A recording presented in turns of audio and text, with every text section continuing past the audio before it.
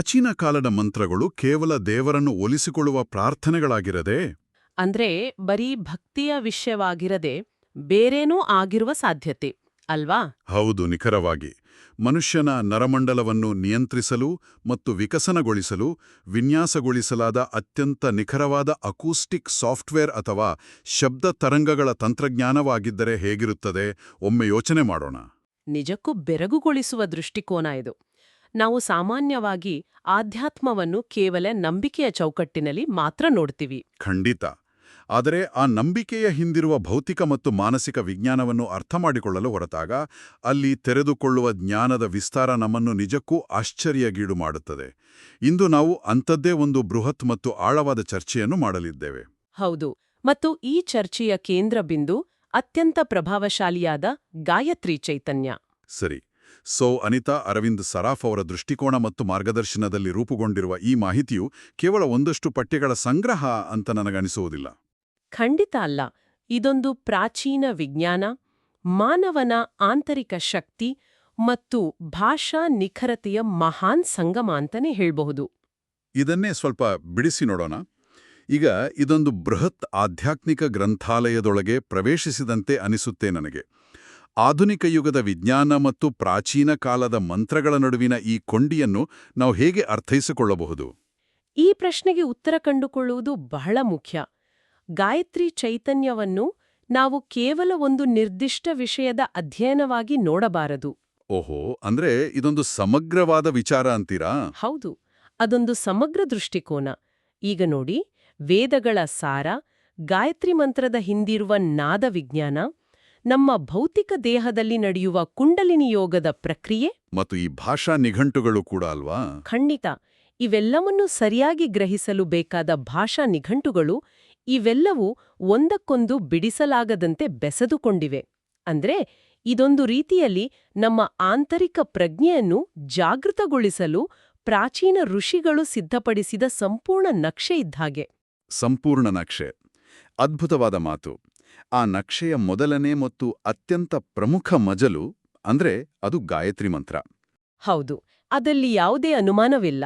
ಗಾಯತ್ರಿ ಚೈತನ್ಯದಲ್ಲಿ ಗಾಯತ್ರಿ ಮಂತ್ರದ ಬಗ್ಗೆ ಇರುವ ವಿಭಿನ್ನ ಆಯಾಮಗಳನ್ನು ನೋಡಿದಾಗ ನನಗೆ ಒಂದು ಸಹಜವಾದ ಸಂಶಯ ಮೂಡುತ್ತೆ. ಏನು ಸಂಶಯ ಅದು? ಈಗ ನೋಡಿ, ಇದರಲ್ಲಿ ಗಾಯತ್ರಿ ಮಂತ್ರದ ವೈಜ್ಞಾನಿಕ ಮಹತ್ವ, ಮಂತ್ರಾರ್ಥ, ಗಾಯತ್ರಿ ಜಪ, ಗಾಯತ್ರಿ ರಹಸ್ಯ, ಹೀಗೆ 10 ಹಲವು ವಿಚಾರಗಳಿವೆ. ಆದರೆ ಇದೊಂದು ಕೇವಲ ಪ್ರಾರ್ಥನೆಯಲ್ವೇ? ಮೇಲ್ನೋಟಕ್ಕೆ ಹಾಗೆ ಕಾಣಿಸುತ್ತೆ. ಒಂದೇ ಮಂತ್ರಕ್ಕೆ ಸಾಂಪ್ರದಾಯಿಕ ಅರ್ಥದಿಂದ ಹಿಡಿದು ವೈಜ್ಞಾನಿಕ ಮಹತ್ವದವರೆಗೆ ಇಷ್ಟು ವಿಭಿನ್ನ ವ್ಯಾಖ್ಯಾನಗಳೇಕೆ? ಒಂದು ಶಬ್ದ ಅಥವಾ ವಾಕ್ಯವನ್ನು ಪುನರಾವರ್ತನೆ ಮಾಡುವುದರಿಂದ ನಮ್ಮ ಭೌತಿಕ ದೇಹದ ಮೇಲೆ ಯಾವುದೇ ವೈಜ್ಞಾನಿಕ ಪರಿಣಾಮ ಬೀರಲು ಹೇಗೆ ಸಾಧ್ಯ? ಇಲ್ಲಿ ನಿಜಕ್ಕೂ ವಿಸ್ಮಯಕಾರಿಯಾದ ಅಂಶ ಅಡಗಿರೋದೇ ಅಲ್ಲಿ, ಆ ಶಬ್ದ ಮತ್ತು ದೇಹದ ನಡುವಿನ ಪ್ರತಿಕ್ರಿಯೆಯಲ್ಲಿ. ಅಂದ್ರೆ ಇದು ಬರೀ ನಂಬಿಕೆ ಅಲ್ಲ ಅಂತೀರಾ? ಖಂಡಿತ ಅಲ್ಲ. ಗಾಯತ್ರಿಯನ್ನು ಕೇವಲ ಭಕ್ತಿಯ ಪ್ರಾರ್ಥನೆಯೆಂದು ಸೀಮಿತಗೊಳಿಸಿದರೆ ಅದರ ಮೂಲ ವಿಜ್ಞಾನ ನಮಗೆ ಅರ್ಥವೇ ಆಗುವುದಿಲ್ಲ. ಚಿನ್ಮಯ ಮಿಷನ್ ಮತ್ತು ಅಖಿಲ ವಿಶ್ವ ಗಾಯತ್ರಿ ಪರಿವಾರದಂತಹ ಸಂಸ್ಥೆಗಳು ಗಾಯತ್ರಿಯನ್ನು ಪ್ರಣವಶಕ್ತಿಯಾಗಿ ನೋಡುತ್ತವೆ. ಪ್ರಣವಶಕ್ತಿ, ಇದನ್ನು ಗಾಯತ್ರಿ ಚೈತನ್ಯ ಸ್ಪಷ್ಟವಾಗಿ ವಿವರಿಸುತ್ತಿದೆಯಾ? ಹೌದು, ಬಹಳ ಸ್ಪಷ್ಟವಾಗಿ ವಿವರಿಸುತ್ತದೆ. ಇದನ್ನು ಅರ್ಥಮಾಡಿಕೊಳ್ಳಲು ನಾವು ನಾದವಿಜ್ಞಾನ ಅಥವಾ ಸೈಮ್ಯಾಟಿಕ್ಸ್ ಕಡೆಗೆ ಗಮನ ಹರಿಸಬೇಕು. ಸೈಮ್ಯಾಟಿಕ್ಸ್ ಅಂದ್ರೆ ಶಬ್ದ ತರಂಗಗಳ ಅಧ್ಯಯನ ಅಲ್ವಾ? ನಿಖರವಾಗಿ. ಗಾಯತ್ರಿ ಮಂತ್ರವು 24 ಅಕ್ಷರಗಳ ಒಂದು ನಿರ್ದಿಷ್ಟ ಜೋಡಣೆ. ಮಂತ್ರವನ್ನು ಉಚ್ಚರಿಸಿದಾಗ ಉತ್ಪತ್ತಿಯಾಗುವ ಧ್ವನಿ ತರಂಗಗಳು ನಮ್ಮ ಬಾಯಿಯ ಮೇಲ್ಭಾಗದಲ್ಲಿರುವ ನರಮರ್ಮಾಂಗಗಳನ್ನು ಪ್ರಚೋದಿಸುತ್ತವೆ. ನರಮರ್ಮಾಂಗಗಳು ಅಂದ್ರೆ ನರ್ವ್ ಎಂಡಿಂಗ್ಸ್? ಹೌದು. ಈ ಪ್ರಚೋದನೆಯು ನೇರವಾಗಿ ನಮ್ಮ ಮೆದುಳಿನ ಹೈಪೋಥ್ಯಾಲಮಸ್ ಗ್ರಂಥಿಗೆ ಸಂದೇಶಗಳನ್ನು ರವಾನಿಸುತ್ತದೆ. ಅಂದರೆ ಇದು ಕೇವಲ ಶಬ್ದವಲ್ಲ. ಓ, ನೇರವಾಗಿ ಮೆದುಳಿಗೆ ಕನೆಕ್ಟ್ ಆಗುತ್ತಾ? ಖಂಡಿತ. ಇದು ನಮ್ಮ ಮೆದುಳಿನ ತರಂಗಗಳನ್ನು ಆಲ್ಫಾ ಅಥವಾ ಥೀಟಾ ಹಂತಕ್ಕೆ ಕೊಂಡೊಯ್ಯುವ ಒಂದು ಭೌತಿಕ ಪ್ರಕ್ರಿಯೆ. ಶಬ್ದ ಮತ್ತು ಶಕ್ತಿಯ ನಡುವಿನ ಈ ನೇರ ಸಂಬಂಧವೇ ಪ್ರಣವಶಕ್ತಿ. ನಂಬೋಕೆ ಕಷ್ಟ ಆಗ್ತಿದೆ. ಅಂದ್ರೆ ಇದು ಹೇಗೆಂದ್ರೆ ಒಂದು ಬೃಹತ್ ಸರ್ವರ್ ರೂಮ್ನಲ್ಲಿರುವ ಮೂಲ ಯಂತ್ರದ ಕಂಪನದಂತೆ ಇಡೀ ದೇಹದ ವ್ಯವಸ್ಥೆಯನ್ನು ನಿಯಂತ್ರಿಸುತ್ತದೆ. ಒಂದ್ ನಿಮಿಷ, ಸ್ವಲ್ಪ ತಡೀರಿ. ಅಂದ್ರೆ ನಾವು ಉಚ್ಚರಿಸುವ ಪ್ರತಿಯೊಂದು ಅಕ್ಷರವೂ ಅದರ ತರಂಗಾಂತರವು ನಮ್ಮ ಮೆದುಳಿನ ನರಮಂಡಲದ ಮೇಲೆ ಭೌತಿಕವಾದ ಅಲೆಗಳನ್ನು ಸೃಷ್ಟಿಸುತ್ತದೆ ಅಂತ ನೀವು ಹೇಳ್ತಿದ್ದೀರಾ? ಹೌದು, ಮತ್ತು ನಮ್ಮ ಹಾರ್ಮೋನ್ಗಳ ಉತ್ಪಾದನೆಯನ್ನು ಕೂಡ ನಿಯಂತ್ರಿಸುತ್ತದೆ. ವಾವ್! ಇದು ಕೇವಲ ಒಂದು ರಿಲ್ಯಾಕ್ಸಿಂಗ್ ಮ್ಯೂಸಿಕ್ ಥೆರಪಿಯಂತೆ ಅಲ್ಲ, ಇದೊಂದು ಬಹಳ ನಿಖರವಾದ ವಿಜ್ಞಾನ. ಹಾಗಾದ್ರೆ ಈ ಮಂತ್ರದ ಹಿಂದಿನ ಈ ವಿಜ್ಞಾನವನ್ನು ಎಲ್ಲಿಂದ ಪಡೆಯಲಾಗಿದೆ? ಅದಕ್ಕಾಗಿಯೇ ನಾವು ಪ್ರಾಚೀನ ಮೂಲಗಳ ಕಡೆಗೆ ನೋಡಬೇಕು. ಹೌದು. ಗಾಯತ್ರಿ ಚೈತನ್ಯದಲ್ಲಿ ಉಲ್ಲೇಖವಾಗಿರುವ ಋಗ್ವೇದದಲ್ಲಿ ಗಾಯತ್ರಿಯ ಘನತೆ ಮತ್ತು ಉಪನಿಷತ್ತುಗಳ ಸಾರದ ಕಡೆಗೆ ನಾವು ಬರಲೇಬೇಕಾಗ್ತದೆ ಅಂತ ಅನಿಸುತ್ತೆ. ಖಂಡಿತ ಬರಬೇಕು. ಅದೇ ಇದರ ಅಡಿಪಾಯ. ಈ ಮಂತ್ರದ ಮೂಲವಾದ ವೇದಗಳು ಮತ್ತು ಉಪನಿಷತ್ತುಗಳ ಬೃಹತ್ ಕ್ಯಾನ್ವಾಸ್ ಅನ್ನು ಇಲ್ಲಿ ಹೇಗೆ ಬಿಡಿಸಿಡಲಾಗಿದೆ? ಕೇವಲ ಮಂತ್ರ ಜಪಿಸುವುದನ್ನು ಬಿಟ್ಟು ನಾವು ಆ ಪ್ರಾಚೀನ ಗ್ರಂಥಗಳ ತಾತ್ವಿಕ ಹಿನ್ನೆಲೆಯನ್ನು ಏಕೆ ಅರಿಯಬೇಕು? ಇದಕ್ಕೊಂದು ಸರಳವಾದ ಕಾರಣ ಇದೆ.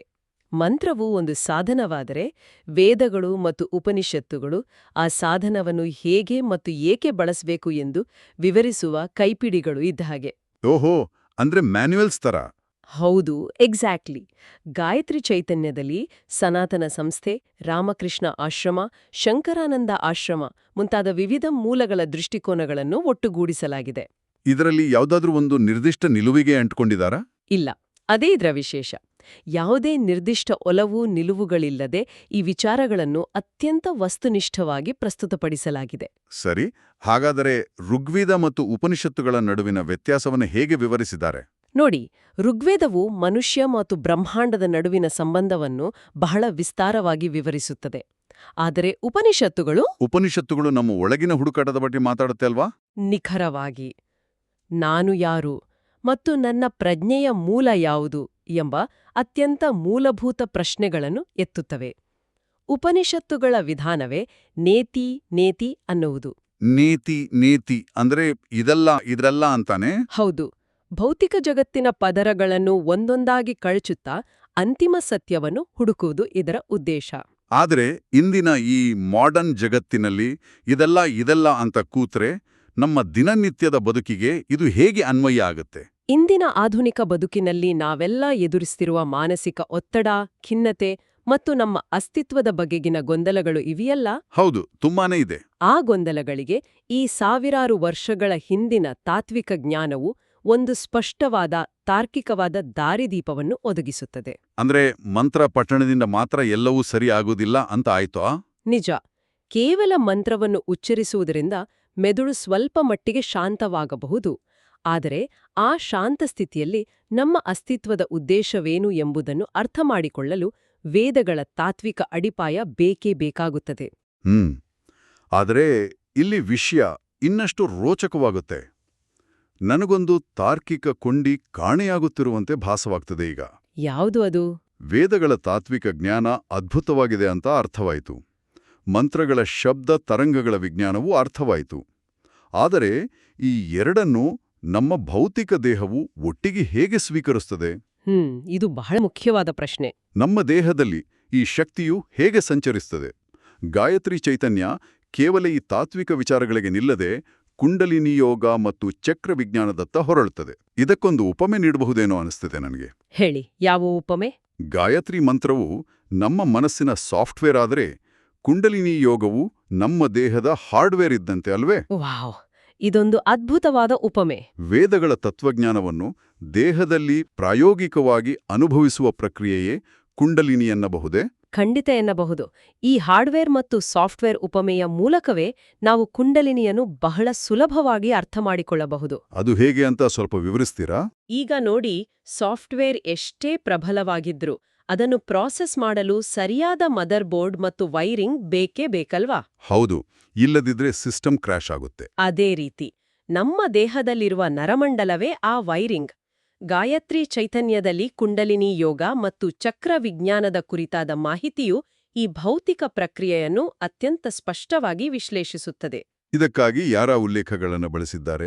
ಸ್ವಾಮಿ ಸತ್ಯಾನಂದ ಸರಸ್ವತಿಯವರಂತಹ ಮಹಾನ್ ಯೋಗಿಗಳ ಕೃತಿಗಳ ಆಧಾರದ ಮೇಲೆ ಇದನ್ನು ವಿವರಿಸಲಾಗಿದೆ. ನಮ್ಮ ದೇಹದಲ್ಲಿರುವ ನಾಡಿಗಳು ಕೇವಲ ಕಾಲ್ಪನಿಕ ರೇಖೆಗಳಲ್ಲ. ಅಂದ್ರೆ ಅವು ಭೌತಿಕವಾಗಿ ಅಸ್ತಿತ್ವದಲ್ಲಿರುವ ನರಗಳು ಅಂತನಾ? ಹೌದು, ಅವು ನಮ್ಮ ಕೇಂದ್ರ ನರಮಂಡಲ, ಸಿಂಪಥೆಟಿಕ್ ಮತ್ತು ಪ್ಯಾರಾಸಿಂಪಥೆಟಿಕ್ ನರಮಂಡಲಗಳನ್ನು ನೇರವಾಗಿ ಪ್ರತಿನಿಧಿಸುತ್ತವೆ. ಹಾಗಾದ್ರೆ ಈ ಚಕ್ರಗಳು ಅಂದ್ರೆ ಏನು? ಅವು ಬರೀ ಎನರ್ಜಿ ಸೆಂಟರ್ಸ್ ಅಷ್ಟೇನಾ? ಇಲ್ಲ, ಇನ್ನೂ ಸ್ಪಷ್ಟವಾಗಿ ಹೇಳ್ಬೇಕೆಂದ್ರೆ ಚಕ್ರಗಳು ನಮ್ಮ ಬೆನ್ನುಹುರಿಯಲ್ಲಿರುವ ಪ್ರಮುಖ ನರಗಳ ಗುಚ್ಛಗಳು ಅಂದ್ರೆ ನರ್ವ್ ಪ್ಲೆಕ್ಸಸ್ ಮತ್ತು ಎಂಡೋಕ್ರೈನ್ ಗ್ಲ್ಯಾಂಡ್ಸ್ಗೆ ಅವು ನೇರವಾಗಿ ಕನೆಕ್ಟ್ ಆಗಿವೆ. ಓಹೋ, ಹಾಗಾದರೆ ಈ ಶಕ್ತಿಪಾತ ಅನ್ನೋ ಕಾನ್ಸೆಪ್ಟ್ ಹೇಗೆ ಕೆಲಸ ಮಾಡುತ್ತೆ? ಶಕ್ತಿಪಾತ ಎಂಬ ಪದವನ್ನು ಇಲ್ಲಿ ಬಹಳ ವೈಜ್ಞಾನಿಕವಾಗಿ ಬಳಸಲಾಗಿದೆ. ಇದು ಹೇಗೆ ಕೆಲಸ ಮಾಡುತ್ತದೆ ಎಂದರೆ, ಒಮ್ಮೆ ಯೋಚಿಸಿ, 2 ಟ್ಯೂನಿಂಗ್ ಫೋಕ್ಗಳನ್ನು ಅಕ್ಕಪಕ್ಕ ಇಟ್ಟಾಗ ಏನಾಗುತ್ತೆ?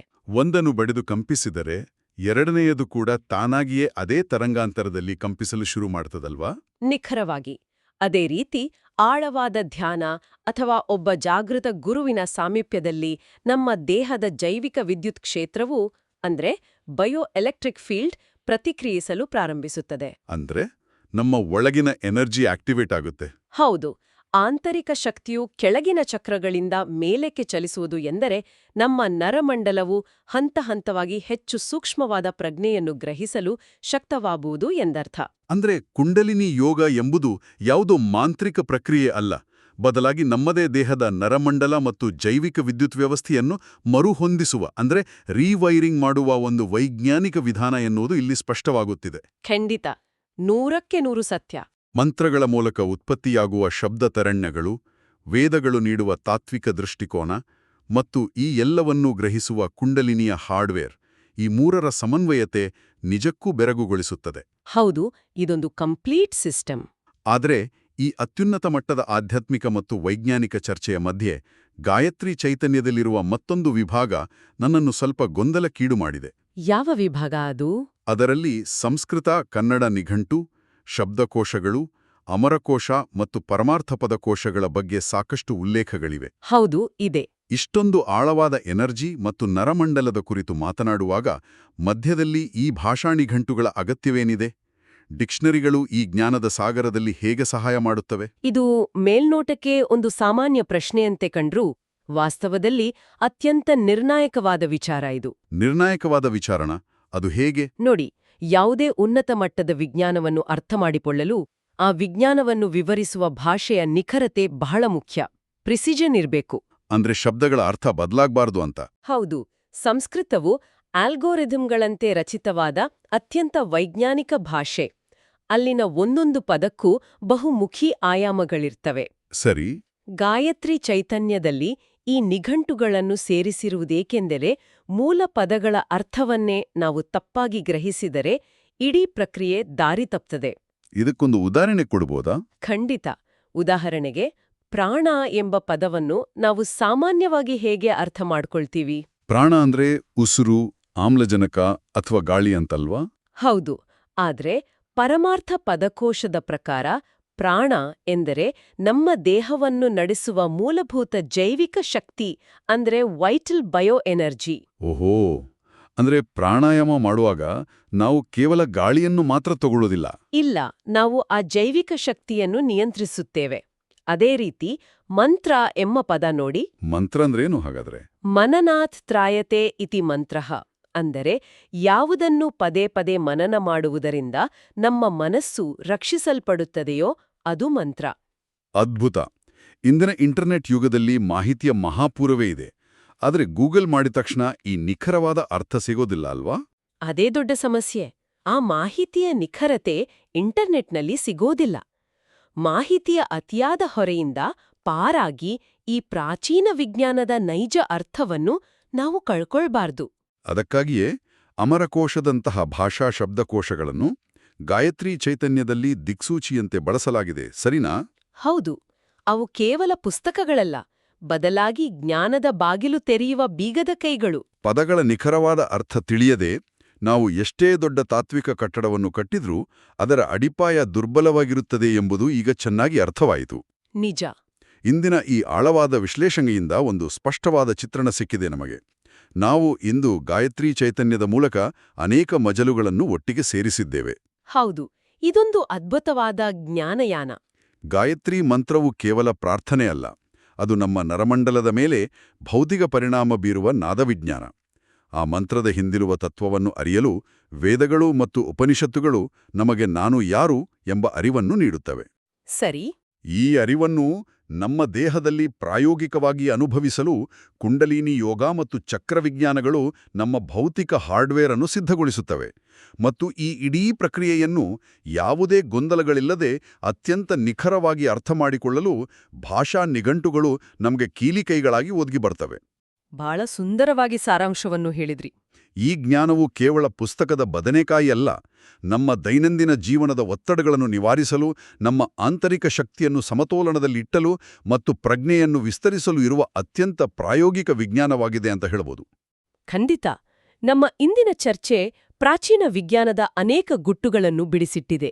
ಮಂತ್ರಗಳು ಹೇಗೆ ನೆರಮಂಡಲವನ್ನು ಪ್ರಚೋದಿಸುತ್ತವೆ, ಶಬ್ದಾರ್ಥಗಳು ಹೇಗೆ ನಮ್ಮ ಗ್ರಹಿಕೆಯನ್ನು ಬದಲಾಯಿಸುತ್ತವೆ ಎಂಬುದನ್ನು ನಾವೆಲ್ಲ ನೋಡಿದೆವು. ಹೌದು, ಇದು ನಮ್ಮೆಲ್ಲರ ಕಣ್ಣು ತೆರೆಸುವಂತಹ ವಿಚಾರ.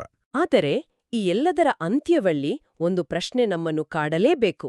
ಸಾವಿರಾರು ವರ್ಷಗಳ ಹಿಂದೆಯೇ ನಮ್ಮ ಪ್ರಾಚೀನ ಋಷಿಮುನಿಗಳು ಯಾವುದೇ ಆಧುನಿಕ ಉಪಕರಣಗಳಿಲ್ಲದೆ ಕೇವಲ ಶಬ್ದ, ಉಸಿರು ಮತ್ತು ಧ್ಯಾನದ ಮೂಲಕ ಮನುಷ್ಯನ ನರಮಂಡಲ, ಹಾರ್ಮೋನುಗಳ ವ್ಯವಸ್ಥೆ ಮತ್ತು ಜೈವಿಕ ವಿದ್ಯುತ್ ಕ್ಷೇತ್ರವನ್ನು ಇಷ್ಟು ನಿಖರವಾಗಿ ಮ್ಯಾಪ್ ಮಾಡಿದ್ದರು ಎಂದರೆ ನಾವು ಇಂದಿಗೂ ಅವುಗಳನ್ನು ಮೂಢನಂಬಿಕೆಗಳು ಅಂದುಕೊಂಡಿದ್ದೀವಲ್ಲ. ಹೌದು, ಅದೇ ಆಶ್ಚರ್ಯ. ಇಂದಿಗೂ ನಾವು ಕೇವಲ ಧಾರ್ಮಿಕ ಆಚರಣೆಗಳು ಅಂತ ತಳ್ಳಿ ಹಾಕ್ತಿರುವ ನಮ್ಮ ದೈನಂದಿನ ಸಾಂಸ್ಕೃತಿಕ ಆಚರಣೆಗಳ ಒಳಗೆ ಆಧುನಿಕ ವಿಜ್ಞಾನವು ಇನ್ನೂ ಅನ್ವೇಷಿಸಬೇಕಾದ ಇನ್ನೆಷ್ಟು ನಿಗೂಢ ವೈಜ್ಞಾನಿಕ ಸತ್ಯಗಳು ಬಚ್ಚಿಟ್ಟುಕೊಂಡಿರಬಹುದು. ನಿಜಕ್ಕೂ ಯೋಚಿಸಬೇಕಾದ ವಿಷಯ. ಬಹುಶಃ ವಿಜ್ಞಾನವು ಪ್ರಾಚೀನ ಜ್ಞಾನವನ್ನು ಮೀರಿ ಬೆಳೆಯುತ್ತಿಲ್ಲ, ಬದಲಾಗಿ ಆ ಜ್ಞಾನವನ್ನು ಅರ್ಥಮಾಡಿಕೊಳ್ಳುವಷ್ಟರ ಮಟ್ಟಿಗೆ ಈಗಷ್ಟೇ ಬೆಳೆಯುತ್ತಿದೆ.